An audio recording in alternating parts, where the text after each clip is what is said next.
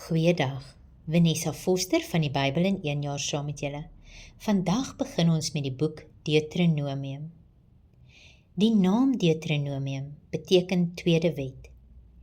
Moses was verantwoordelik daarvoor om God se wet weer aan Israel oor te dra, omdat 'n nuwe geslag nou op die punt was om die beloofde land binne te gaan.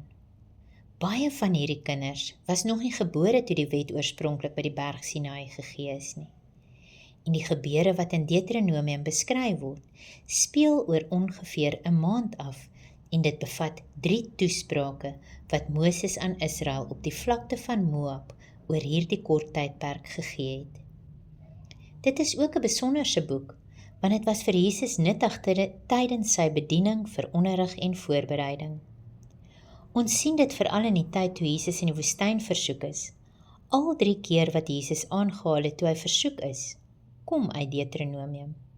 Dit wys hoe kosbaar hierdie boek is en hoe prakties die waarheid daarin is. Nou wanneer ons hier in hoofstuk 1 lees, sien ons Moses praat met die nuwe geslag voordat hulle die beloofde land ingaan. Sy woorde was bedoel om hulle voor te berei en te help om nie dieselfde foute as die vorige geslag te herhaal nie. Nou wanneer ons verder lees, sien ons dat Moses begin om alles wat hulle nodig gehad het aan hulle te verduidelik. God het Israel by Sinaï geroep om op te breek en na die land te trek, wat hy reeds aan hul voorvaders beloof het. Maar hierdie uitnodiging het vertroue en gehoorsaamheid vereis. Hulle moes God vertrou en bereid wees om die volgende stap te neem. In verse 9 tot 18 lees ons hoe die Here vir hulle leiers gegee het om die verantwoordelikheid saam met Moses te dra. Dit het verstandige manne ingesluit, manne met insig en manne van aansien, wat oor verskillende sake aangestel kon word. Daar was selfs regters wat onpartydig moes oordeel. Dit wys vir ons iets belangriks oor goeie leierskap. Moses het nie probeer om alles op sy eie te doen nie. Hy het mense rondom hom gehad wat hom kon help om die wil van God in die lewe van die volk toe te pas. Ons sien iets soortgelyks in Efesiërs 4. Paulus beskryf daar hoe God verskillende gawes aan die geloofsgemeenskap gegee het om die gelowiges te versterk en te help groei. Sien, goeie leierskap gaan dus nie daaroor om alles self te doen nie. Dit gaan daaroor om ander te help om hul rol te vervul.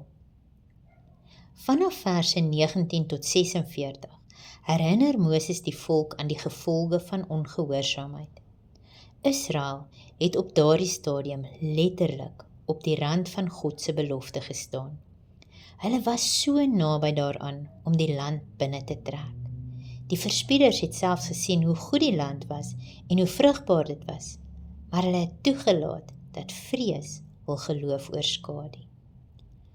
Hulle het hul kans om die land binne te trek misgeloop. Nou dan herinner Moses hulle dan aan die gemor in die tente, die leuns wat hulle in hulle harte begin glo het, selfs die verkeerde voorstelling dat die Here hulle gehaat het en hulle na die land gebring het om hulle te vernietig. Dink net daaraan, God het hulle uit Egipte gelei. Hulle het eerstehands gesien hoe hy vir hulle voorsien. Hulle het gesien hoe hy hulle beskerm en tog, toe hulle voor iets gestaan het wat vir hulle te groot gelyk het, het hulle vergeet wat God reeds vir hulle gedoen het. Ons lees dan dat Moses Israel aanmoedig, deur hulle te herinner aan hoe God voor hulle uitgetrek het en vir hulle die weg gebaan het. Hy het reeds in Egipte gewys dat hy getrou is. Hy het nog altyd vir hulle voorsien. Maar Israel het ongelukkig nie geglo dat hy dit hier ook sou doen nie. Die gevolge van hul ongeloof was groot. Selfs Moses, sy eie ongehoorsaamheid, het uiteindelik daartoe gelei dat hy nie die land sou binnegaan nie. Josua sou die volgende geslag lei om die land in besit te neem. Een geslag het dus die geleentheid gemis, maar God se plan het nie gestop nie. Hy het Josua en die jonger geslag gebruik om sy doel voor te sit. Nadat hulle die gevolge van hul verwerping van God gesien het, het Israel van hart verander, maar ongelukkig nie op die regte manier nie. Hulle het toe probeer om die land op hul eie manier binne te gaan, sonder God se goedkeuring. En hulle het 'n nederlaag gelei.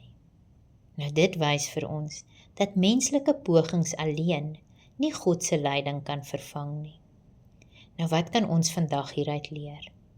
Geloof beteken om God genoeg te vertrou om die volgende stap te neem, selfs wanneer ons nie presies weet wat voorlê nie. Wanneer ons vrees, kan dit ons geestelike groei vertraag. Sien, Israel was so naby aan die beloofde land, maar hulle vrees het hulle verhinder om vorentoe te beweeg. En ons moet onthou, God is altyd teenwoordig. Selfs in moeilike tye kan ons op sy sorg vertrou. Wanneer goeie leierskap in ons lewe is, eer dit God en dit help ander om te groei. Moses het nie alles alleen probeer dra nie. Hy het ander mense toegelaat om hul verantwoordelikheid in te neem. Nou kom ons leer om op God se tydsberekening te vertrou. As dit soms vir ons voel asof iets te lank vat, so asof God te laat is, onthou, God is nooit laat nie. Hy is altyd op tyd. Geloof beteken nie dat ons weet wat voorlê nie. Geloof beteken dat ons weet wie ons vooruitgaan. Mag jy 'n geseënde dag verder hê. Totsiens.